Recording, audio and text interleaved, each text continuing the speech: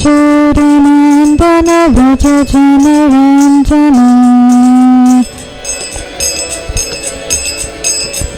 Yamunatira Panachara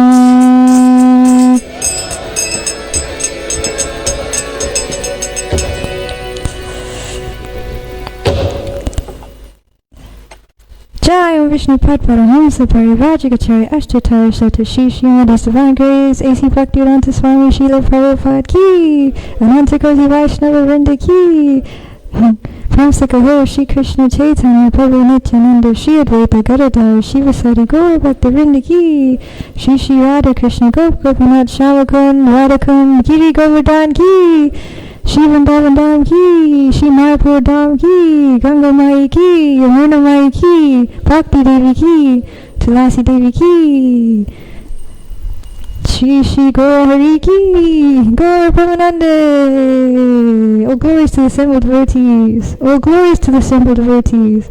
All glories to the assembled devotees. All glories to Shri Shri Guru and Gauranga. Glories to Srila Prabhupada. Om Jnanatirandasya Jnananjana Shalakaya Chakshurmilitam Yena Tasmai Shri Gurave Namaha Shri Chaitanya Manavishtam Stapitam Yena Bhutale Swayam Rupa Kadamayam Dadati Swavadantikam Vandeham Shri Guru Shri Uttapadakamalam Shri Gurun Vaishnavamscha Shri Rupam Sagrajatam Sahagana Ragunatam Vitam Tam Sajivam Sadvetam Sadvatutam Parijana Sahitam Krishna Chaitanya Devam Shri Radha Krishna Padam Sahagana Lalita Shri Vishakanvitamscha Hey Krishna Karuna Sindhu Dina Bandhu Jagatpate Gopisha Gopika Kanta Radha Kanta Namostute Tapta Kanchana Gourangi Radhe Vrindavaneshwari Vrishabhanu Sute Devi Pranamami Hari Priye Vanchakalpatarubhyascha Kripa Sindhubhya Evacha Patitanam Pavanebhyo Vaishnavebhyo Namo Namaha Shri Krishna Chaitanya Prabhu Nityananda Shri Advaita Gadadhara Shivasari Gaur Bhaktivinoda Hare Krishna Krishna Krishna Hare Hare Hare Rama Rama Rama Hare Hare Jaya Jaya Shri Chaitanya Jaya Nityananda Jaya Jaya Shri Chaitanya Jaya Nityananda Jaya Advaita Chandra Jaya Gaur Bhaktivinoda Jaya Advaita Chandra Jaya Gaur Bhaktivinoda Jaya Jaya Shri Chaitanya Jaya Nityananda Jaya Advaita Chandra Jaya Gaur Bhaktivinoda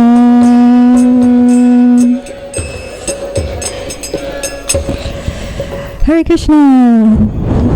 So today we are reading from Sri Chaitanya Charitamrita and we're looking at the Ancha Leela, chapter 20, specifically at Siksastakam, the last 4 verses. So yesterday we took a look at the first 4 verses, and this is a continuation of that. So before we look into those verses, I thought we would just speak about who Lord Chaitanya is, how it is he lived Siksastakam and why. And then we'll take a brief look at those first 4 verses just in a summary before moving on to those last 4 verses. So the appearance anniversary day of Lord Chaitanya Mahaprabhu is coming up on Tuesday. Haribol! And so it's nice to hear about who Lord Chaitanya actually is. So Lord Chaitanya Charitamrita explains that Lord Krishna, he is Rasa Bihari. He is the enjoyer of all sweet relationships. And Krishna's love is limitless. His qualities and his attractive features are also limitless. And Srimati Radharani, she's like the mirror who reflects his beauty and his qualities. And she is also the receiver and the reciprocator of his love. And when they're together, that love actually expands more and more and more. And her enjoyment in loving and serving Krishna and being the reciprocator of all his love gives her so much ecstasy that Krishna himself wants to know what is that ecstasy she experiences. So Krishna comes in her mood, Srimati Radharani's mood, so he appears as Lord Chaitanya Mahaprabhu. So he comes to experience her mood, but he also comes to re-establish the Yuga Dharma, which is Harinam Sankirtan, the chanting of the Lord's holy names. So he has given us these 8 prayers, Siksastakam, to help us understand the process of devotional service. And what's really amazing is that Lord Chaitanya was an erudite scholar. He was very well learned in all the scriptures, and he could have given so many more verses. He could have written volumes and volumes for us to read, but he left only 8 verses, and it's described that within those 8 verses they contain the quintessence of absolute knowledge and the means to realize it. So everything is contained within those 8 verses.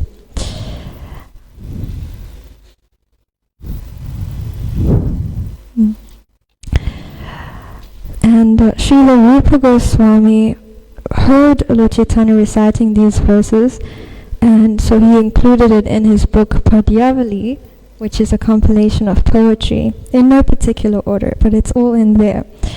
And then he also instructed Srila Krishnadas Kaviraj to include it in his book Sri Chaitanya Charitamrita. So let's just take a look at those first 4 verses in summary. So in the first verse we learn about the effect that chanting has, how when we chant we're cleaning out our hearts and we're able to actually fulfill the desire in the heart to have this connection with Krishna and to attain ultimate happiness and satisfaction.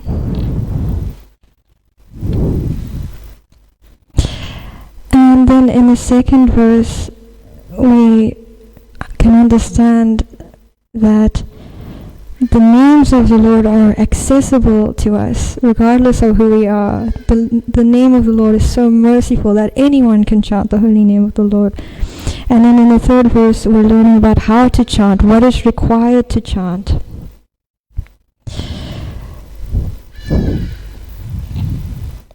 Sorry. And what is it? It's humility. We require humility to chant. And then in the fourth verse we get some insight into the heart of a more advanced devotee who is free from material desires, and we also can understand how we should pray to the Lord. We should pray to become free from desire for any kind of material opulence or sense gratification, and to desire only devotional service to the Supreme Lord. And now here we are in text number 5, which contains insight into our eternal position in relation to the Lord, and it's also a prayer to the Lord for his mercy. Ayunanda tanaja kinkaram patitam vishnu bhavam buddhu kripaya tava parapankaja stata tala shatusha vichintaya. So that's text 32 in the 20th chapter of Sri Chaitanya Charitamrita.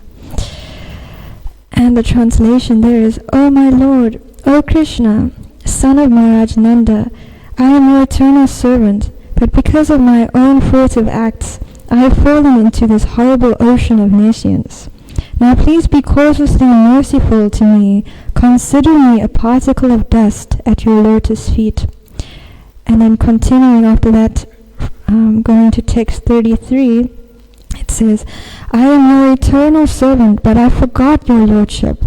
Now I have fallen into the ocean of nescience and have been conditioned by the external energy. Be causelessly merciful to me by giving me a place with the particles of dust at your lotus feet, so that I may engage in the service of your Lordship as your eternal servant.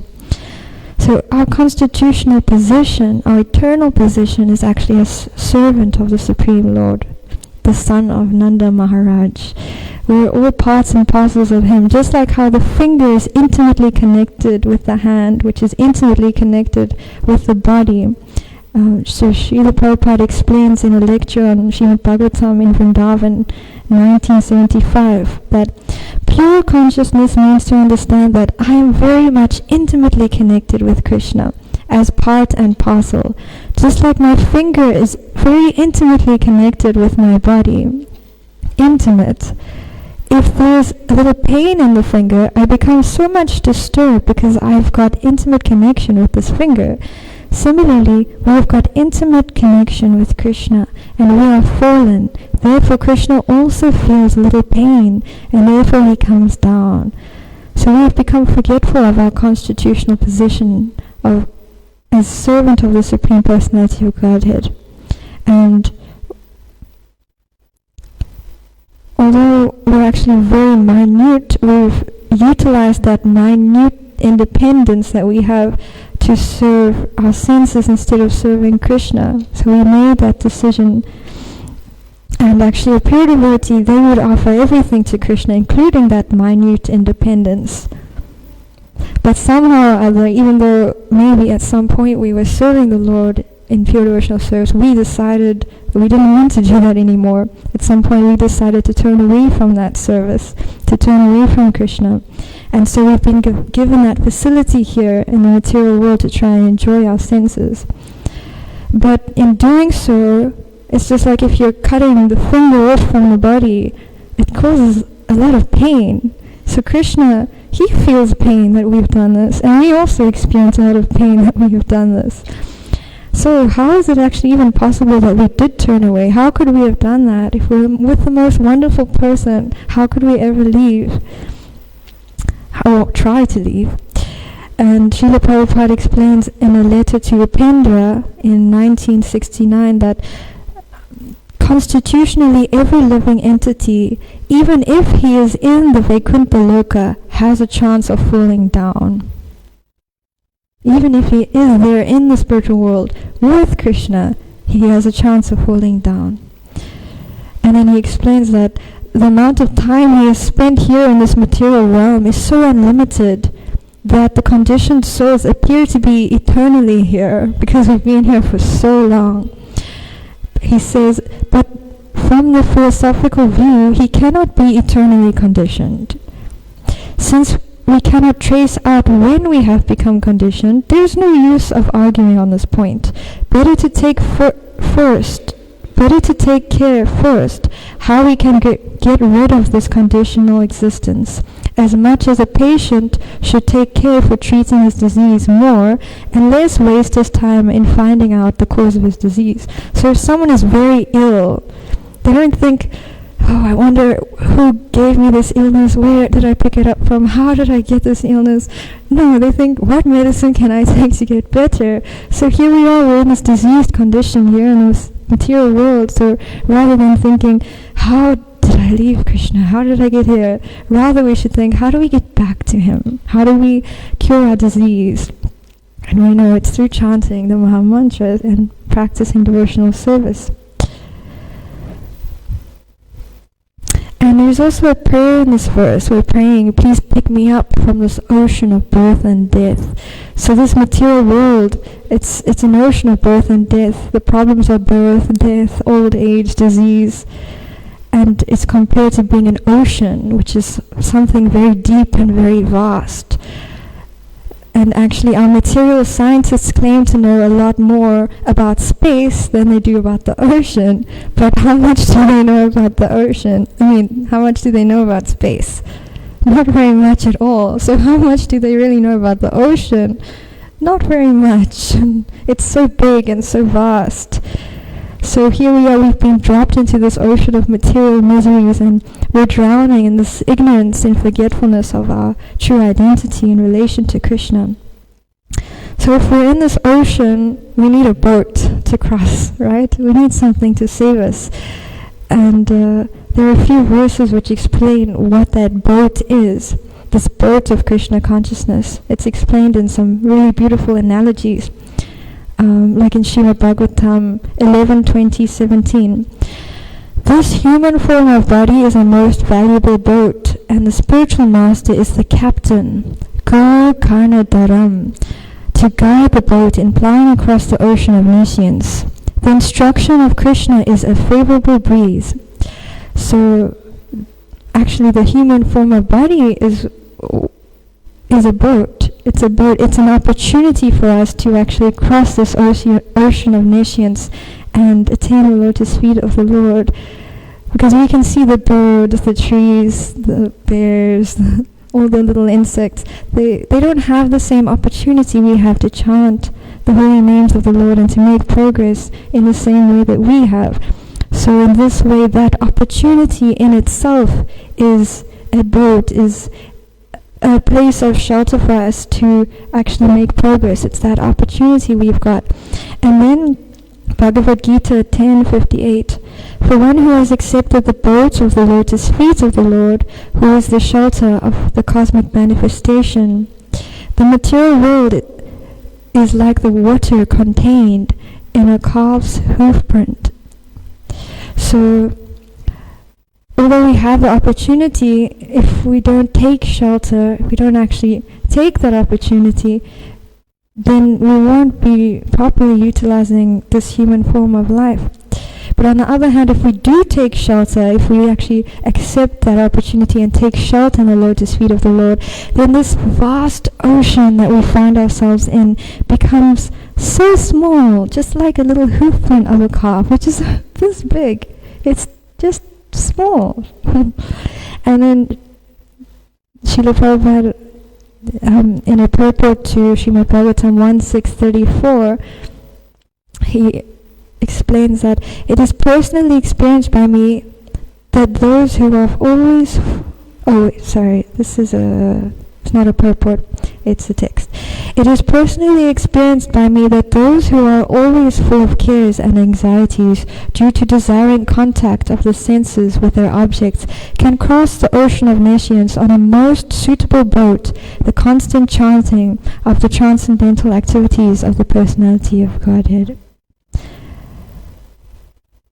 So there are those favorable breezes on the one hand, which are like the Vedic texts, but on the other hand, it's said here in a text, it's Bhagavad Gita 2:67, as a strong wind sweeps away a boat on the water, even one of the roaming senses on which the mind focuses can carry away a man's intelligence.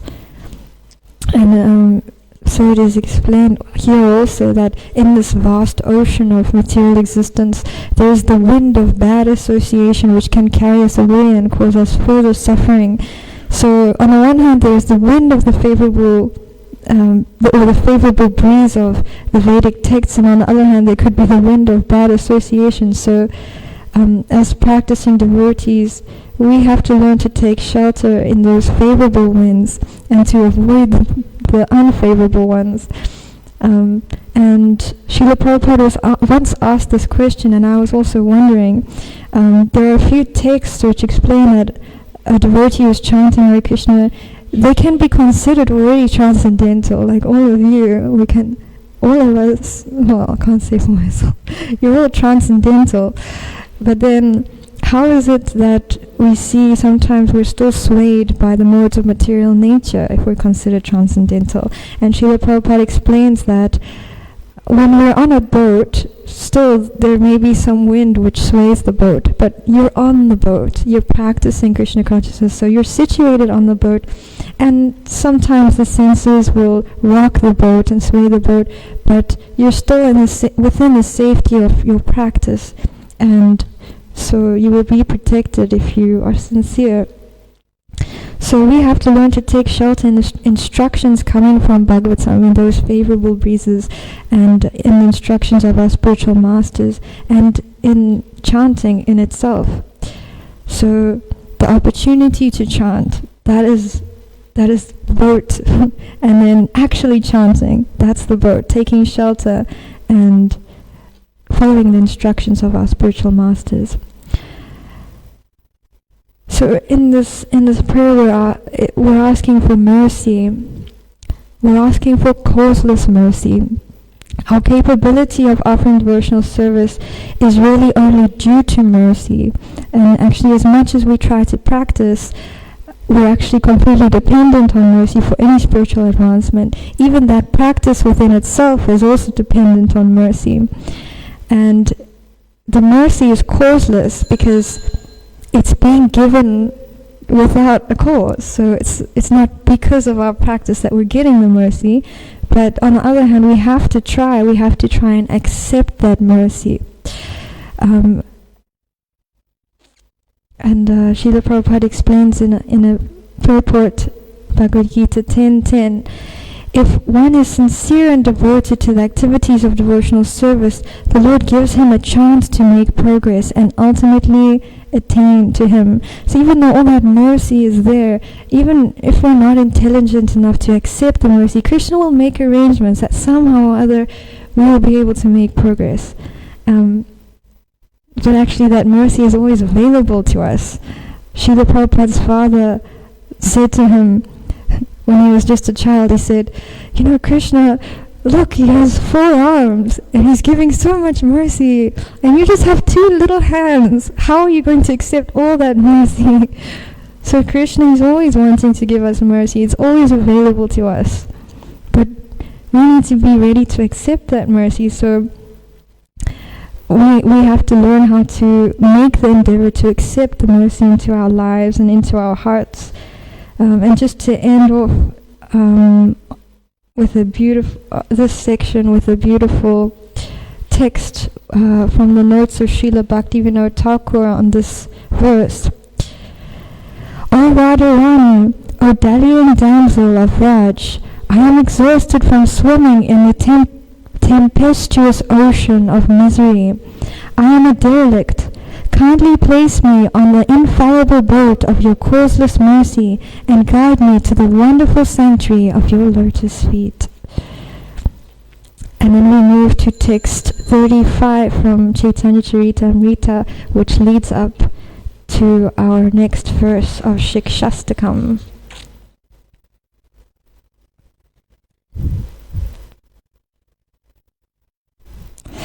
Natural humility and eagerness then awoke in Lord Sri Chaitanya Mahaprabhu. He prayed to Krishna to be able to chant the Maha Mantra in ecstatic love. Nayanangala Shudaraya Pradamam Gadgada Rudaya Gira Pulake Nichitam Vipukada Tavana Grahane Bhavishyati.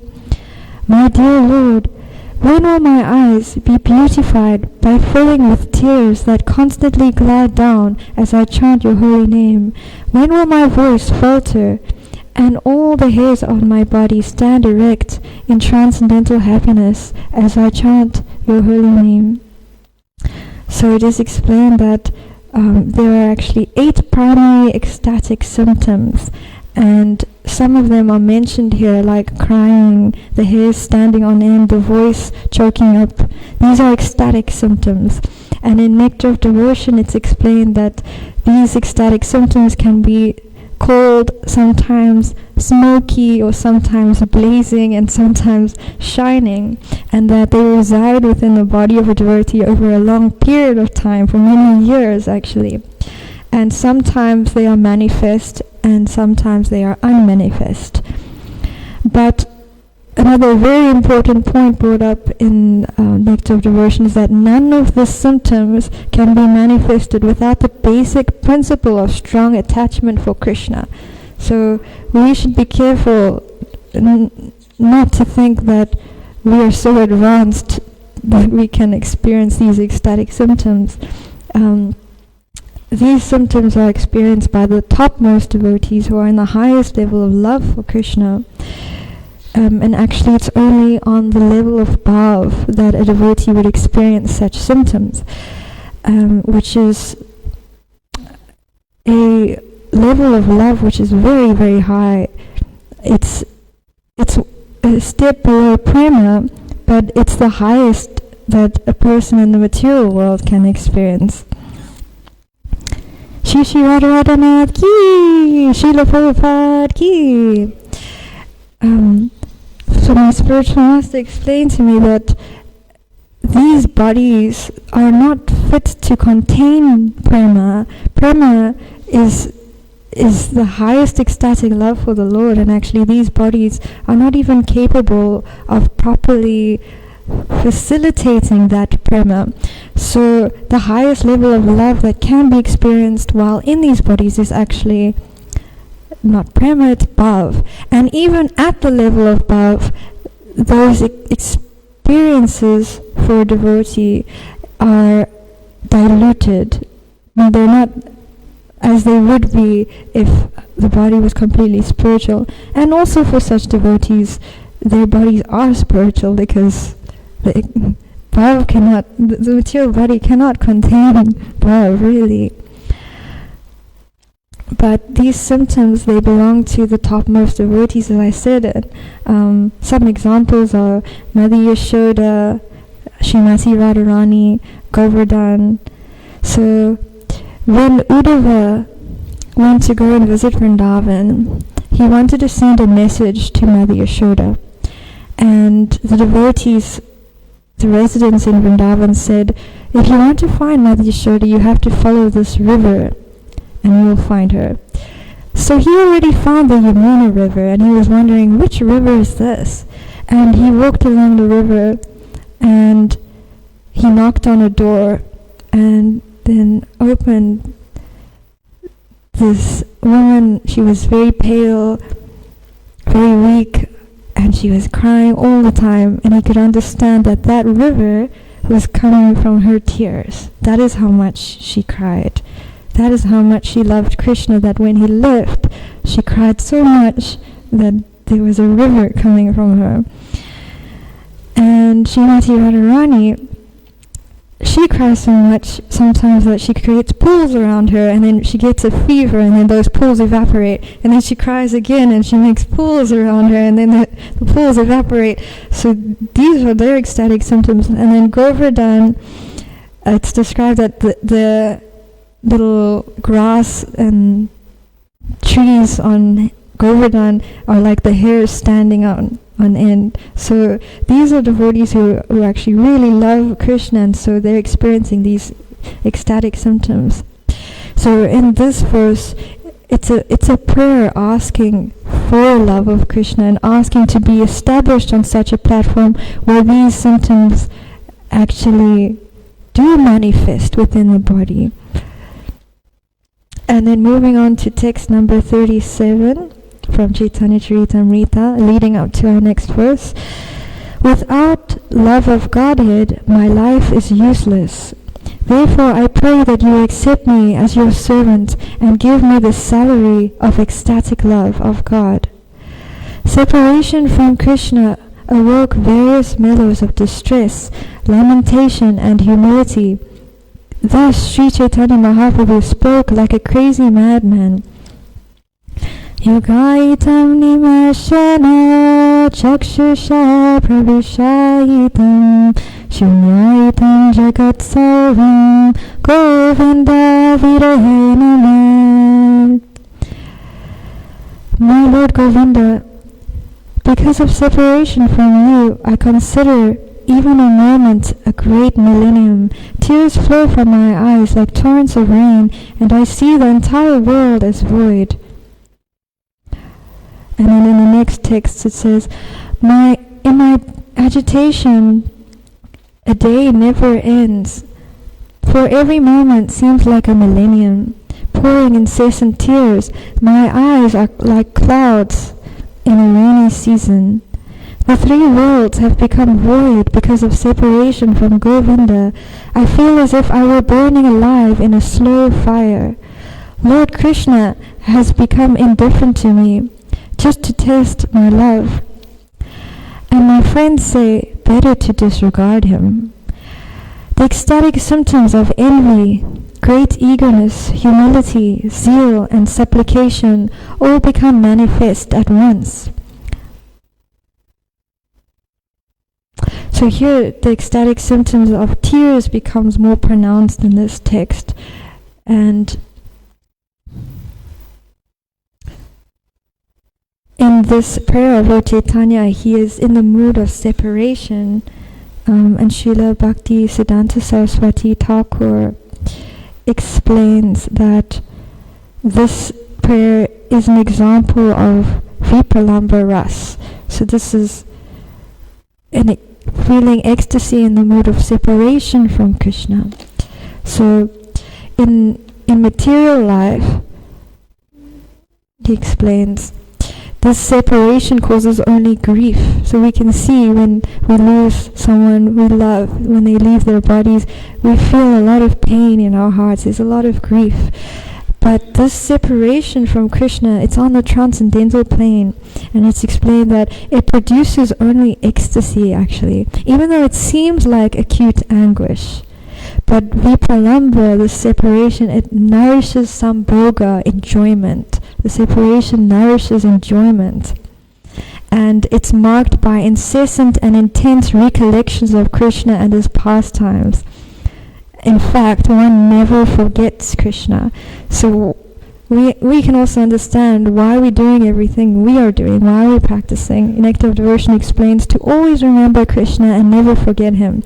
And a person who is in the highest ecstasy in Vipralamba above, they never forget Krishna, not even for a moment, not even for a fraction of a moment. Never. They never forget him. They're absorbed in intense recollections of him. But if ever we try to imitate or think we are on such a level, we cause great obstacles on the path to pure devotion. We can see these warnings also coming up. We shouldn't be pretentious. We should not pretend. Because in pretending, that is actually the desire to gratify our own senses.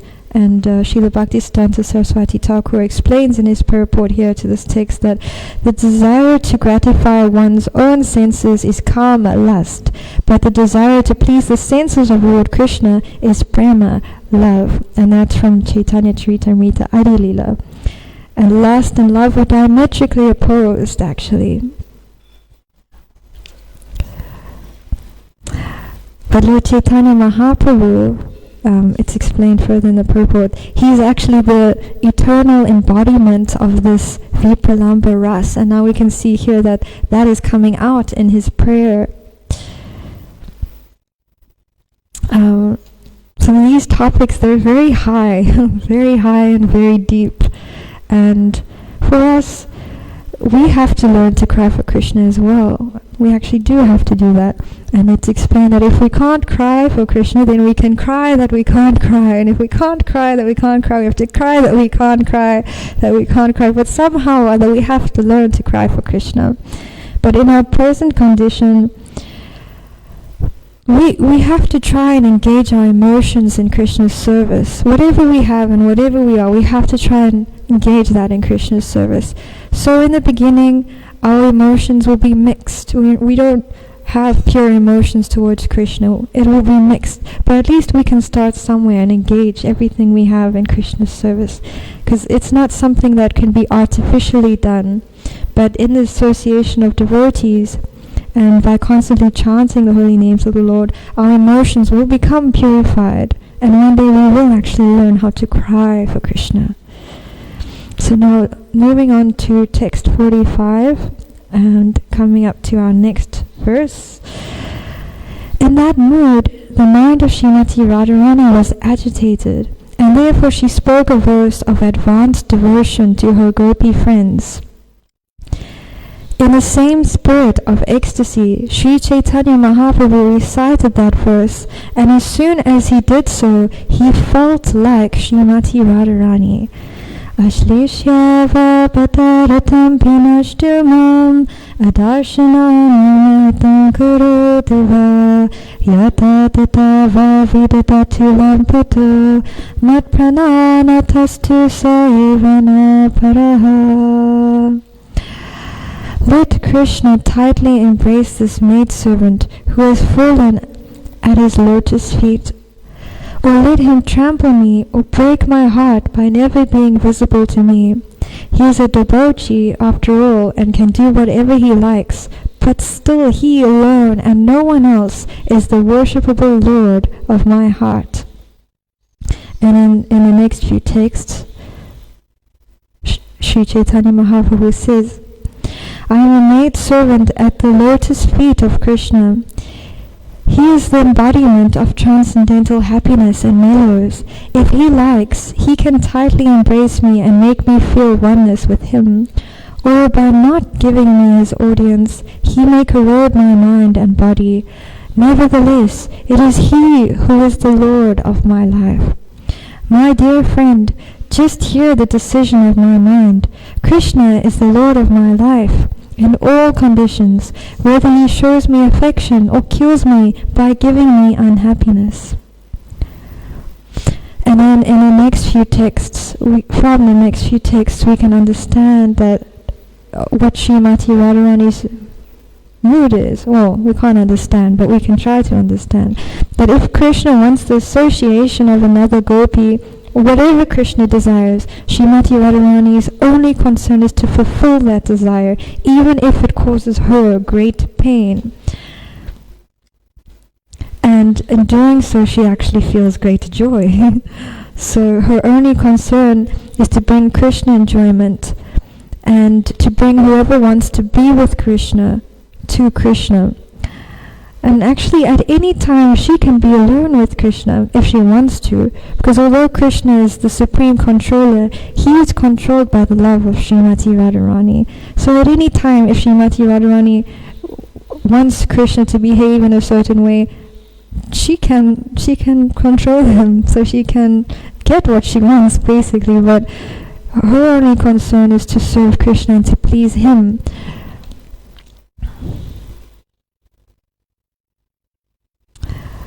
And for us, we can understand in our lives that Krishna's desire is perfect and how he reciprocates with us is perfect.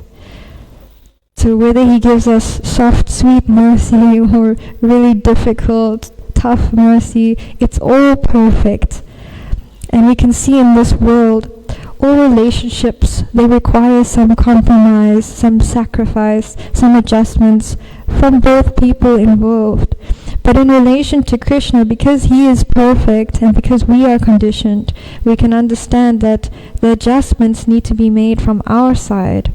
The sacrifice needs to be made from our side. And how he responds to our sacrifice and our adjustments in our service is perfect. Sometimes that response may be difficult to bear. I remember when I was painting the deities for Jagannath Puri, I went through a great deal of personal difficulty. And then His Holiness Bhakti Chaitanya Maharaj said, "Oh, you're painting the deities. That's because Krishna is smiling at you." I thought, wow, if this is Krishna's smile, I'm scared to see his grin because this is really difficult to bear. So sometimes we go through a great deal of difficulty and we can't understand always how our situation is meant to help us come closer. But in retrospect, we may understand and see how we did come closer. But at least we can understand that, or we can trust that everything that Krishna does put us through is for our ultimate benefit, even if it's very difficult. And that's because he, like we said in the beginning, he feels great pain that we are trying to be separate from him. And he is willing to put us through absolutely any difficulty if he knows it will bring us closer to him. So he will do anything to just get us back, to purify us enough to get us back, even at the risk of losing us. Because when we go through difficulty, we may think, let me just give up, let me not continue. But we shouldn't think like that. We should think Krishna loves me so much, he's willing to put me through anything to purify me, to get me back. Srila Bhaktisiddhanta Saraswati Thakur had a disciple from Navadvip who was very ill, and he knew the time period that he had to live. And he wanted to visit his mother, who he had not seen for many years, but his spiritual master said, no, you may not visit her. And then just as he was about to leave his body, Srila Bhaktisiddhanta Saraswati Thakur said, put him on a train and make him go and see his mother. But at this time, who wants to see their mother? They're leaving their body. They want to be in Navadvip. They want to be in the Dham. They want to think about Krishna. They don't want to think about their cousins and brothers and sisters and their mother and everyone. But now at this time, his spiritual master asked that he leave. And it didn't make any sense. It didn't make any sense. And on the train, while he was leaving Navadvip, going to see his mother, he left his body. So we may not understand why this great difficulty, why this instruction, but it was because he left his body in the mood of missing Navadvip, and that is the highest mood, in separation from a holy place, and therefore he went back to the spiritual world and got to attain the highest destination. So sometimes we get a difficult instruction to follow, sometimes we go through difficulty. It's all only meant to help us achieve that highest destination. And for Srimati Radharani, we can understand that being separated from Krishna, it's something so difficult. But because she loves him so much, but for her, it's the highest ecstasy if it brings him satisfaction. Because everything Krishna does is only to increase the love between himself and his devotee. And we can see Srimati Radharani's mood in text 52. I do not mind my personal distress. I only wish for the happiness of Krishna, for his happiness is the goal of my life. However, if he feels great happiness in giving me distress, that distress is the best of my happiness. So this Sri Siksastakam, it gives us the entire process of Krishna consciousness, from Shraddha to Prema, from the very beginning of chanting and cleansing the heart to offering unalloyed devotional service to the Supreme Lord, without expecting anything in return and without desiring anything other than the satisfaction of Krishna. And these prayers, they're so potent, they're so powerful that even though we may not be able to really grasp them, really understand them, still when we recite them and hear about them, they have such a powerful effect. And it's explained in the introduction to this book.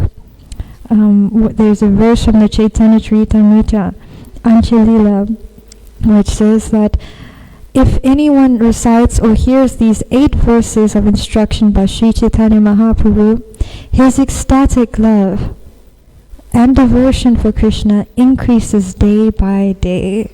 So if we hear these verses every day, then daily we're actually progressing towards the highest goal of life, one step at a time, day by day.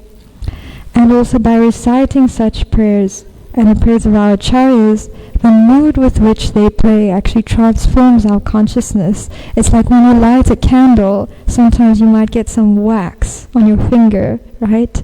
This is what my Guru Maharaj explained to me. So when we recite these prayers of exalted personalities, although they are so high and so deep, still, to some extent, that sound vibration and that mode of the prayer actually remains in our heart. Srila Bhaktisiddhanta Saraswati Thakur, who wrote the purports to these verses, is such a person who actually understands the essence of the verses. And there's a prayer that he spoke, and it's just one sentence, but it shows how his only desire is to love and serve the Lord. And it's such a sweet prayer, so I thought we'd end with this and hope that it resonates in our hearts. Life without love is useless and poor, they say. Appoint me in thy service, O Lord, with love as my pay.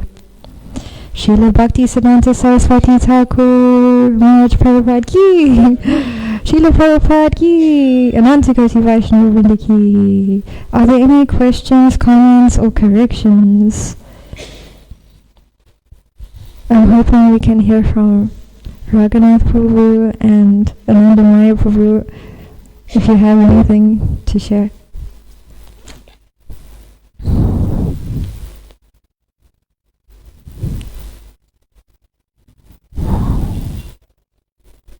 Oh, who has a hand? Oh, Ranga. Hare Krishna.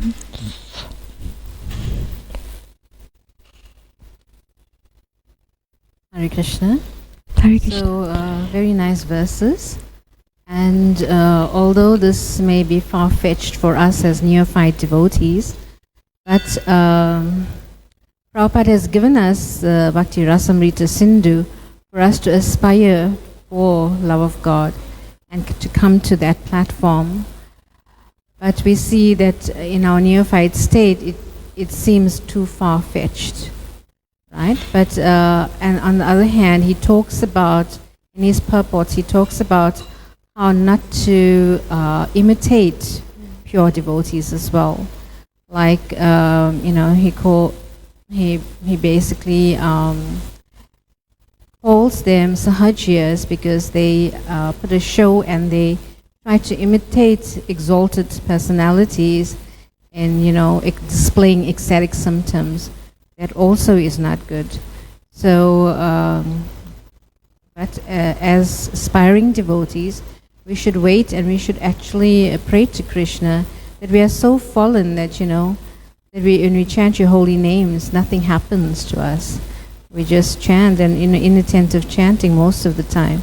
So we should actually pray to Krishna that, we can actually come up to the level of pure chanting as well. Hare Krishna. Thank you so much for that, Ranga. Anyone else?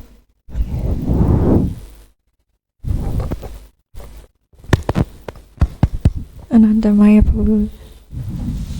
So thank you, Ganga-Mata Goswamini, for that beautiful explanation of those lovely verses. Just one slight alteration. It's the level above is devotion in ecstasy, not love. And the level of prem is devotion in love. That's a slight, maybe just. But other than that, thank you for that beautiful explanation. I really appreciated it. Thank you. Thank you. Yeah, I don't know anything about Bhav and Prem, sorry. Thank you. That's anything else?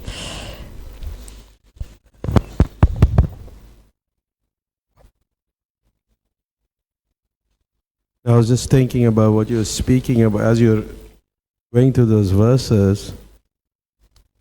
It started Shraddha to Prema. This is very gradual. It's from one to the next. But the whole, if you engage in inattentive chanting, then you would not reach that next level.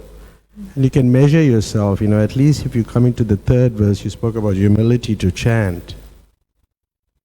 And we can test ourselves that if we have that, if we are not really chanting all the time or not wanting to chant all the time, then we haven't reached that third stage. And that third stage is anishta, the third verse, the steadiness. You really fixed. So if you're not really chanting attentively, then you won't reach that third stage. So therefore it's important for us to chant in the morning in the temple. Devotees just go away outside different places. They may have other services. But you have to sit in the temple room and chant, like in the presence of Tulsi Devi. So when you chant in the presence of Tulsi Devi, then she fulfills all your desires. We recite it in the morning. And the desire is to reach that to become that maidservant that we're talking about. So if you chant in the presence of Tulsi Devi and you hear the holy name, then you can come to that level of bhav and prem. Definitely it's possible, but it requires a lot of practice. I mean, I've been practicing like this for many years and myself, but it's not that easy. When my mind just goes here, there and everywhere, to keep bringing it back, you know. So it takes some time. So please continue. Thank you very much.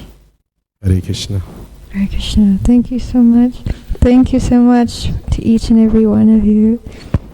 Srila Prabhupada ki, Ananta Koti Vaishnava Vrinda ki, Gaur Pranande.